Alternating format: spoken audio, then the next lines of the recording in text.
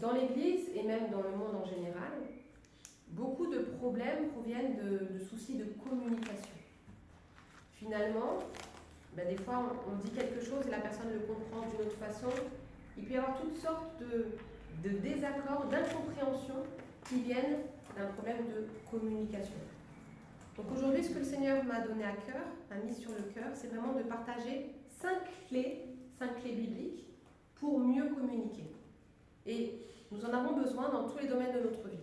Déjà dans l'Église, entre frères et sœurs, combien de fois il y a eu des conflits, parce que finalement, l'un parle mais l'autre comprend autre chose. Dans le couple, dans le foyer, au travail aussi, au niveau professionnel. Donc dans tous les domaines, nous avons besoin de communiquer. Il y a même dans le monde des formations qui peuvent être très bien pour aider à mieux communiquer. Mais le Seigneur a tout donné dans sa parole. Donc sa parole, c'est pas seulement...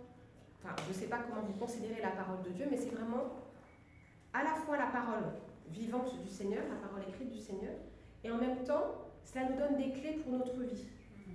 Dans tous les domaines, au niveau juridique, au niveau relationnel, dans tous les domaines, nous pouvons puiser dans la parole de Dieu pour avoir des conseils concrets. Et qu'on n'ait pas cette fausse pensée comme quoi la Bible c'est très abstrait, c'est seulement pour la vertu, le fruit de l'esprit, les choses comme cela. Tout cela est très concret. Et le fruit de l'esprit d'ailleurs est très concret. Sans le fruit de l'esprit, les relations sont compliquées. Donc on va voir une première clé. La première clé, je la nomme la clé amour. C'est la base de toute communication saine. 1 Corinthiens chapitre 13, versets 4 à 5. 1 Corinthiens 13, versets 4 à 5. La charité, ou l'amour, la charité est patiente. Elle est pleine de bonté. La charité n'est pas envieuse. La charité ne se vante pas. Elle ne s'enfle pas d'orgueil. Elle ne fait rien de malhonnête. Elle ne cherche pas son intérêt. Elle ne s'irrite pas. Elle ne soupçonne pas le mal. La charité ne soupçonne pas le mal. Et si on regarde dans d'autres versions, par exemple la version Parole vivante, on a « quand on aime, on ne médite pas le mal et on ne le soupçonne pas chez les autres ». Pas mal. Et ça, c'est souvent là que le bas blesse, dans la communication. Une personne a une réaction et l'autre va l'interpréter en se disant « mais s'il réagit comme ça, c'est que derrière il y a telle intention ». Alors que pas forcément. Donc comment se dépatouiller de ces choses-là ? Parce qu'on est des êtres humains, et l'être humain est prompt à interpréter ce qu'il voit. C'est comme ça qu'on est fait. Mais il y a un moment où on doit agir bibliquement, en tant que chrétien, en tant qu'enfant de Dieu. Chaque incompréhension, soit d'une parole, soit d'un fait, d'un acte, c'est finalement une brèche qui s'entrouvre dans les pensées. Je ne comprends pas quelque chose, il y a une brèche qui commence à s'entrouvrir. Mais il y a 2 possibilités. Soit j'ouvre la brèche encore plus grande, soit je la ferme. Et une façon de fermer cette brèche qui s'est ouverte par une incompréhension, c'est de poser des questions. Là, tu vois, cette réaction, je ne comprends pas. Pourquoi tu réagis comme ça ? Et souvent, le feu s'éteint directement, en fait. La personne, ça peut être dû à son histoire, ça peut être dû à plein de choses différentes. Mais la plupart du temps, par expérience, je constate que l'interprétation qu'on fait n'a rien à voir avec la réalité.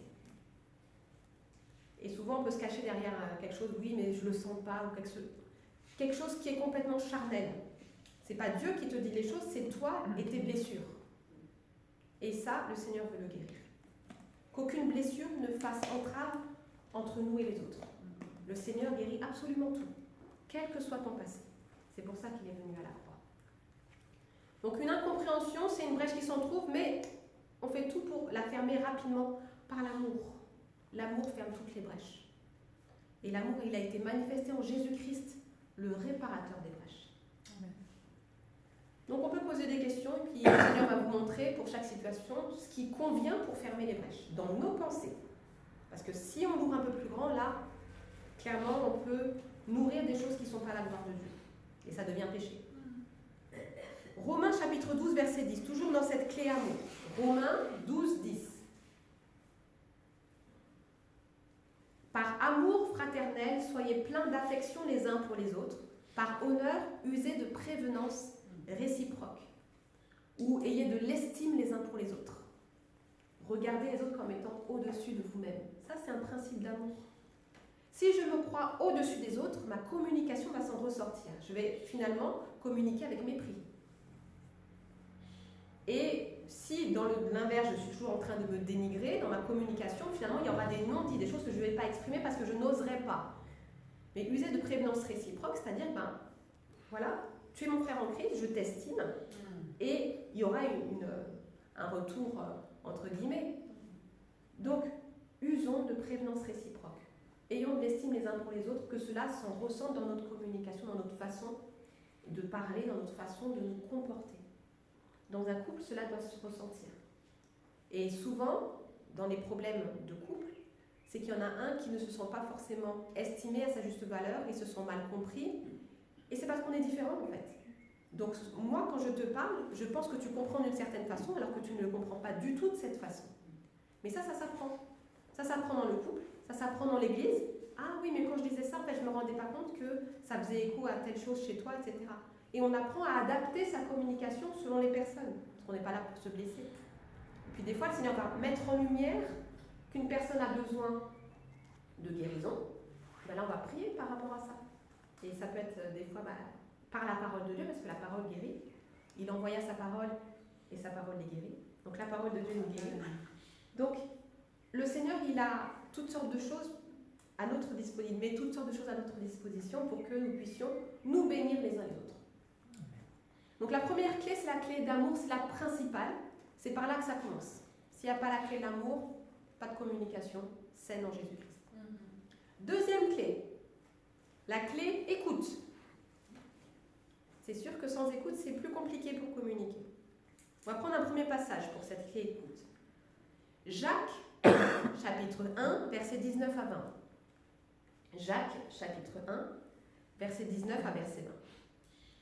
Sachez-le, mes frères bien-aimés, ainsi que tout homme soit prompt à écouter, lent à parler, lent à se mettre en colère, car la colère de l'homme n'accomplit pas la justice de Dieu.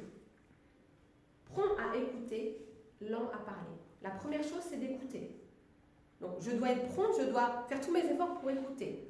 Et pour parler, là par contre, je dois faire tous mes efforts pour ne pas parler tout de suite.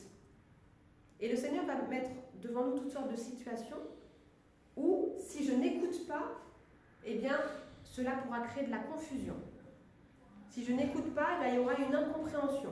Parce que je pensais que la fin de la phrase voulait dire ça, alors qu'au final, non, ce n'était pas ça que la personne voulait dire. Et une personne qui ne se sent pas écoutée, cela casse la relation. Donc on écoute. Et ça s'apprend. Parce qu'on ne vient pas forcément de famille qui écoute. Ça, c'est vrai. Mais ce n'est pas une fatalité, Dieu merci. Donc le Seigneur, par les frères et sœurs en Christ, il nous apprend à écouter. Une écoute active et pas une écoute où on attend juste que la personne ait fini pour pouvoir dire ce qu'on avait envie de dire. Vous voyez la différence? Ça, c'est pas de l'écoute. Ça, c'est juste je veux parler et je t'écoute à peine parce que je veux placer telle chose. Combien de fois il m'est arrivé de penser dire quelque chose dans une conversation et finalement, en écoutant bien la personne, je me dis non, finalement, c'est pas ça qu'il faut dire. Et on écoute et puis après, le Saint-Esprit nous inspire autre chose. Donc, on est vraiment à l'écoute comme ça. Et puis, il y a des fois où on ne dit rien, on est juste à l'écoute. Ça arrive des fois des conversations où c'est 90% du temps, c'est la personne qui s'exprime parce qu'elle a besoin de parler. Et le Seigneur va donner juste une parole à un moment et ce qui va faire du bien en fait. Donc on ne soit pas frustré parce qu'on n'a pas beaucoup parlé. Ça c'est le monde qui veut nous mettre ça dans la tête que oui, c'est ça, c'est le dernier qui a parlé qui a raison. Ça c'est un proverbe dans certains pays, c'est pas du tout de Dieu. Le dernier qui a parlé, mais s'il dit une ânerie. Mais oui, donc il y a peut-être des fois des choses qui se collent comme ça à notre éducation, à notre mentalité. Mais que ça soit la parole de Dieu qui remplace. Voilà. Si tu es le dernier qui a parlé, que ce soit une parole de sagesse. Oui, là, c'est bien. Et comme ça, là, tout le monde après va dans la bonne direction. Mais si c'est pour dire des bêtises, réfléchis et abstiens-toi. Prompt à écouter et lent à parler. Il peut y avoir un décalage entre ce qui est dit et ce qui est compris. Et effectivement, nous sommes différents et un même mot peut être compris de différentes façons. Et c'est pour cette raison qu'il est important de reformuler. Ça, c'est important pour l'écoute. C'est quelque chose que j'ai appris. dans le domaine professionnel et que j'utilise maintenant régulièrement.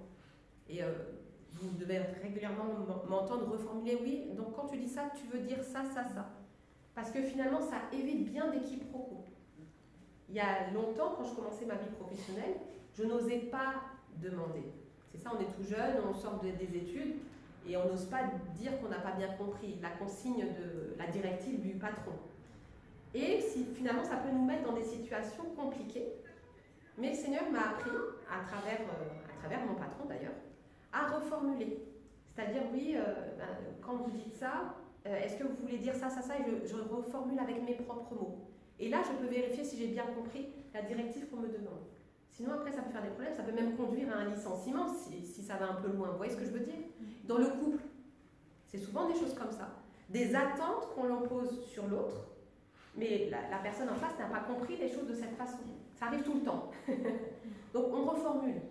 Quand tu dis ça, est-ce que tu veux dire ça? Ah non, pas du tout. Ah oui, oui, c'est bien ça. Vous voyez? Et comme ça, on consolide la paix dans le foyer, on consolide la paix dans les relations. Et en plus, on vit dans un monde où il y a un déficit de l'attention. Donc de plus en plus avec les réseaux sociaux, les choses qui vont très vite, on scrolle, ça va très très vite.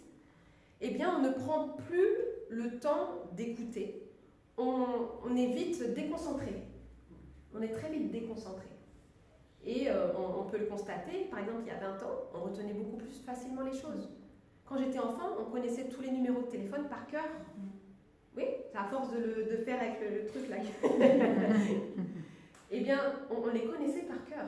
Maintenant, est-ce que tu retiens à part le tien? Est-ce que tu connais beaucoup d'autres numéros? Donc, on a perdu la mémoire, on a perdu au niveau de l'attention. Donc ça, on doit le prendre en compte et prier pour ça. Je crois vraiment que le Seigneur peut développer notre mémoire. Et écouter d'autant plus. Écouter d'autant plus, parce qu'on a encore plus de mal à écouter. Donc le Seigneur veut vraiment nous rappeler que si tu veux mieux communiquer, si tu veux avoir moins de problèmes relationnels, écoute plus et parle moins. Jean chapitre 7, versets 50 à 51. Jean chapitre 7, versets 50 à 51. Donc là, c'est Nicodème qui vient voir des personnes qui accusaient Jésus. Et donc c'est juste avant la croix. Donc qu'est-ce que cela signifie? Nicodème, qui était venu de nuit vers Jésus et qui était l'un d'entre eux, leur dit: notre loi condamne-t-elle un homme avant qu'on l'entende et qu'on sache ce qu'il a fait? Notre loi, donc la loi de Moïse, condamne-t-elle un homme avant qu'on l'entende et qu'on sache ce qu'il a fait? Donc effectivement, Jésus a été accusé injustement et on n'a même pas écouté sa version entre guillemets pour voir qu'il était innocent. Donc Nicodème par là nous rappelle que même la loi de Moïse qui était imparfaite recommandait cela, donc à plus forte raison la loi de Christ. On ne statue pas sur une situation sans connaître tous les faits. Ça, c'est un principe biblique très important pour régler des conflits. Il y a souvent des conflits même dans l'Église, et c'était déjà le cas dans la première Église, parce qu'on voit que Paul régulièrement il dit: bénissez-vous les uns les autres, priez les uns pour les autres, supportez-vous les uns les autres. Pour qu'il y ait écrit ça, c'est que ça ne devait pas être très facile. Supportez-vous les uns les autres. Donc il y avait cette nécessité de toujours ramener à la parole de Dieu. Et quand il y a un conflit, le piège est de n'écouter qu'une version. On n'écoute qu'une personne sur deux. Il y a un conflit, c'est souvent au moins deux personnes. Si je n'écoute qu'une personne, je n'ai pas toute l'histoire. Il faut prendre le temps pour écouter tout le monde. Ça peut prendre du temps, mais c'est comme ça que par le Saint-Esprit, on arrive à avoir l'image globale. Sinon, on peut prendre parti pour l'un, alors que finalement, on n'a pas tout écouté. Notre loi condamne-t-elle un homme avant qu'on l'entende et qu'on sache ce qu'il a fait? Combien de fois, juste parce qu'une personne a parlé, en accusant un tel, d'autres personnes se sont alliées à cette personne-là, en disant, bah oui, voilà, la personne en question, on ne veut plus en entendre parler, etc., en donnant un jugement, alors qu'au final, on n'avait pas écouté cette personne. Il y a des fois, effectivement, la personne est en tort, mais il y a d'autres fois où on avait accusé injustement, et là, on a péché. Il y a besoin qu'on demande pardon. Donc, pour éviter cela, on écoute tout le monde. Et on fait confiance au Saint-Esprit pour nous donner le discernement, bien entendu, parce qu'on n'est pas à l'abri que des personnes nous mentent. Je parlais de l'église, mais il peut y avoir des cas au travail, etc. Imaginez, vous êtes chef de service. Vous êtes chef de service et vous avez un conflit une situation dans votre service, vous devez trancher. Il faut écouter tout le monde et puis le Saint-Esprit va vous montrer, ah non, effectivement, cette personne-là, elle ment, cette personne-là, elle dit la vérité, etc. Mais on écoute tout le monde. Et en plus, ça évite des frustrations. Première clé amour, deuxième clé écoute, troisième clé vérité. La clé de la vérité. Exode 23, verset 1. Exode, chapitre 23, verset 1. Tu ne répandras point de faux bruits. Tu ne te joindras point aux méchants pour faire un faux témoignage. C'est la base. Effectivement, on ne va pas répandre des choses fausses. Donc si c'est conscient, c'est-à-dire si je sais que c'est un mensonge en tant que chrétien, personne née de nouveau, je sais que je ne vais pas le faire. Mais il y a des fois où on colporte des choses fausses, mais on croit que c'est vrai. Et c'est pour ça qu'il faut vérifier. On vérifie avant de dire. Les rapporteurs, ils ne font que augmenter les querelles. D'ailleurs, même quand on était enfant, on nous disait c'est pas bien de rapporter. Parce qu'en plus, on rapporte, mais est-ce que c'est vrai? C'est ça, il y a 3 clés à se poser quand on a une information. Est-ce vrai? Si c'est pas vrai, évidemment que je n'en parle pas à d'autres. Est-ce que c'est bienveillant? Et troisième question à se poser, est-ce nécessaire? Est-ce vrai? Est-ce bienveillant? Est-ce nécessaire? Est-ce que c'est utile? Des fois, c'est parler pour parler, on est dans la médisance, même si c'est vrai, mais est-ce que ta bouche doit être souillée par ça, en fait? Soyons sérieux et ne laissons pas n'importe quoi sortir de nos bouches. Je vais vous donner un témoignage. Il y a quelques années, une sœur en Christ me donne une information. Elle me dit qu'un homme que je connaissais bien, qui était pasteur, etc., avait commis l'adultère il y avait peut-être 30-40 ans. Et elle était très choquée de ça. Elle me disait comment un homme de Dieu, etc., de cette stature a pu... Elle était choquée. Elle m'a confié ça. Tout de suite, le Saint-Esprit m'a dit, mais je lui ai pardonné. Donc en gros, c'est l'histoire ancienne, il n'est plus adultère. Le Saint-Esprit m'a tout de suite dit ça. Donc j'ai fermé le truc pour que ça ne se répande pas à d'autres. Ah oui, tu sais, j'ai appris que... Parce que ça va vite avec le téléphone. Et après, on salit la réputation d'un homme qui est pardonné. Vous vous souvenez de David avec Bathsheba? C'est terrible ce qu'il a fait. Il a commis l'adultère, il a pris la femme d'un autre, il lui a fait un enfant, et il a fait tuer son mari. Clairement, humainement, c'est pas du tout juste. Par contre, il s'est repenti. Et lorsqu'il s'est repenti, Dieu lui a totalement pardonné. Et c'est comme s'il n'avait jamais péché. Et David savait qu'il était pardonné. Il savait qu'il était pardonné. Donc cet homme dont on m'a parlé, il savait qu'il était pardonné et Dieu l'a puissamment utilisé pour le peuple de Dieu. Donc moi, je n'avais qu'un bon souvenir de lui. Et tout de suite, le Saint-Esprit m'a dit, mais non, c'est histoire ancienne. Stop. Donc faisons attention parce qu'on peut colporter des choses. Là, pour le coup, ça devenait un faux bruit puisqu'il était pardonné. Donc il n'était plus adultère. Vous voyez? C'était vrai, mais c'est plus vrai. Donc elle était en tort. Là, pour le coup, c'est elle qui avait péché. Elle n'aurait pas dû dire ça. Donc faisons attention à ce qu'on répète. Est-ce que c'est vrai? Est-ce que c'est bienveillant? Est-ce que c'est nécessaire? Je ne parle pas des situations qui doivent être réglées, que ce soit dans l'église ou dans d'autres contextes, dans les familles. Il y a besoin évidemment de donner des faits pour pouvoir régler une situation. Mais là, je ne parle pas de régler une situation qui nous concerne, mais là, je parle de situations qui ne nous concernent pas d'ailleurs. Je n'avais pas besoin d'avoir cette information. Et qui, du coup, là, voilà, on le voit, c'est le monde effrayant de ces choses-là. Tiens, lui, il n'est plus avec un tel, etc. Ça ne concerne pas les enfants de Dieu. On a d'autres priorités. Donc, on doit vraiment veiller à cela. Psaume chapitre 15, verset 1 à verset 2. Psaume chapitre 15, verset 1 à 2. Ô Éternel, qui séjournera dans ta tente? Qui demeurera sur ta montagne sainte? Celui qui marche dans l'intégrité, qui pratique la justice et qui dit la vérité selon son cœur. Amen. Qui séjournera dans la tente de l'Éternel? Qui demeurera sur sa montagne sainte? C'est nous. Amen. Amen. Et quelle est notre caractéristique en Christ? Nous marchons dans l'intégrité, nous pratiquons la justice, ce qui est juste, et nous disons la vérité selon notre cœur. Donc des fois, par l'éducation, on n'ose pas dire. Il y a des fois où il y a des choses qui nous gênent, mais on n'ose pas dire parce qu'on est intimidé, ou on est timide, ou je ne sais pas. Mais le Seigneur, il veut qu'on dépasse ça, et qu'on puisse dire les choses dans l'amour. Il y a une façon de dire les choses. Mais les enfants de Dieu sont caractérisés par le fait qu'ils disent les choses selon leur cœur.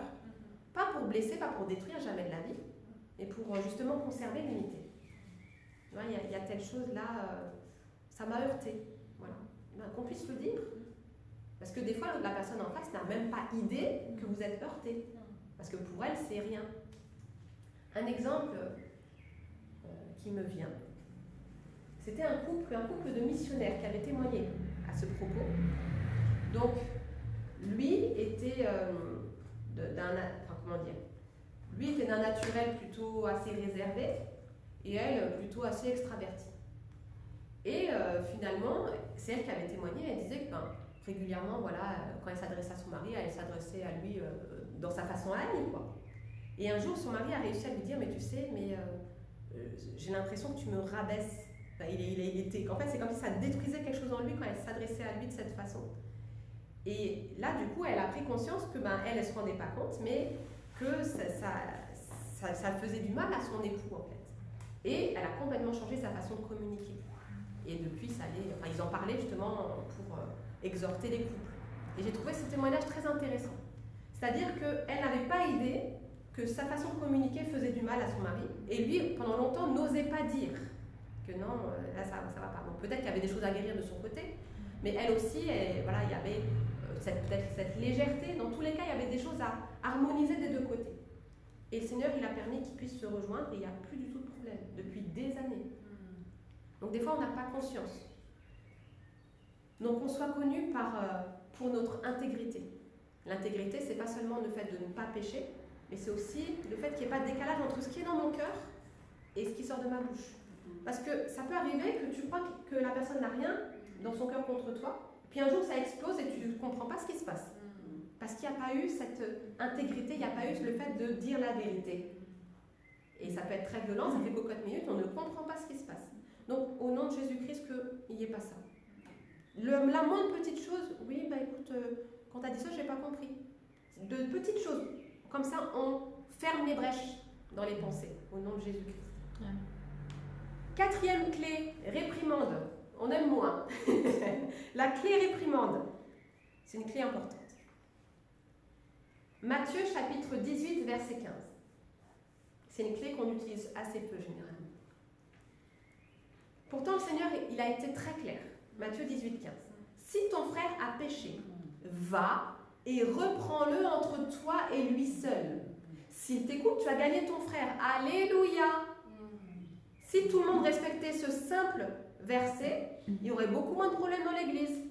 Je répète, si ton frère a péché, va et reprends-le entre toi et lui seul. C'est juste toi et la personne. C'est pas le monde entier qui doit savoir qu'un tel a fait quelque chose. Juste toi et lui.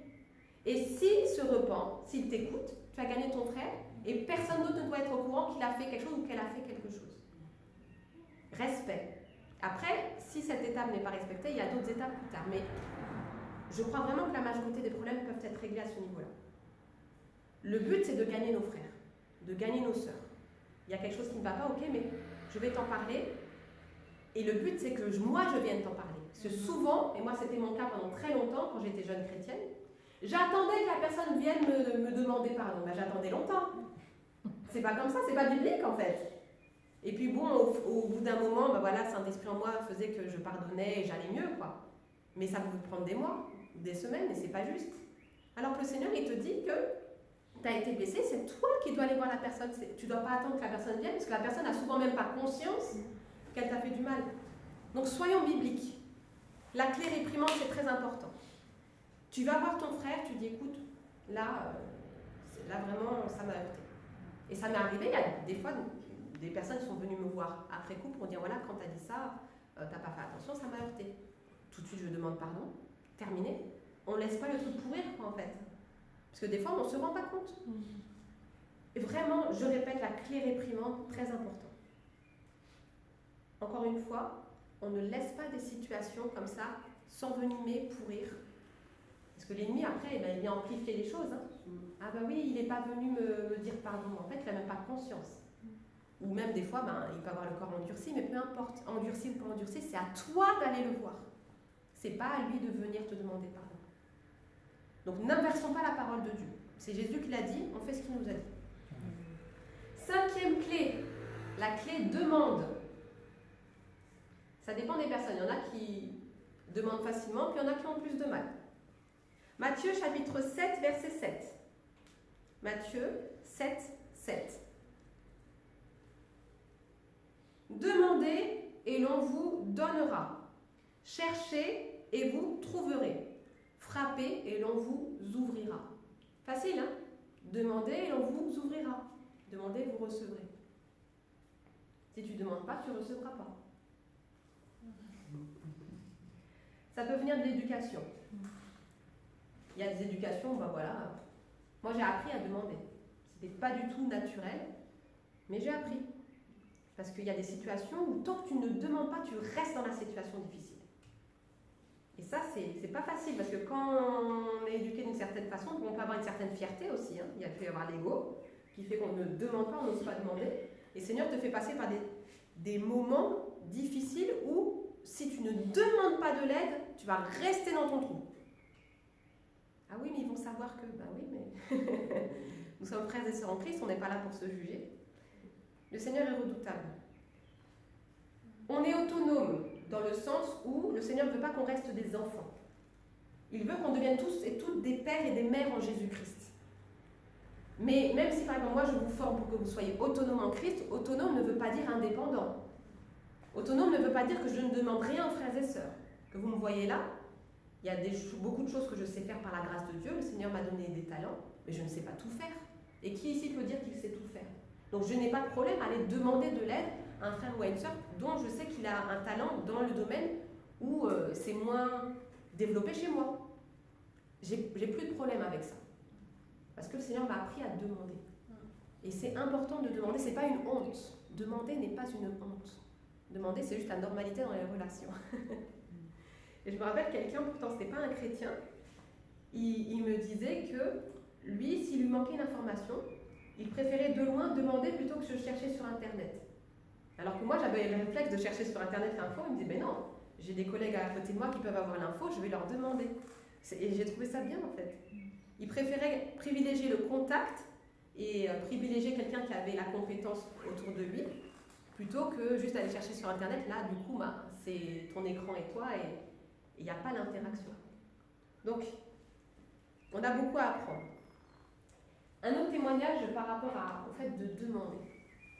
Il y a quelques années, j'ai connu un couple qui devait à un moment déménager, donc des chrétiens qui devaient déménager à un certain moment. Et donc le mari avait informé qu'ils allaient déménager, et il y avait plusieurs qui avaient dit, quand vous voulez déménager, faites-nous signe pour qu'on vienne vous aider. Et le jour du déménagement, il y a une seule personne qui est venue.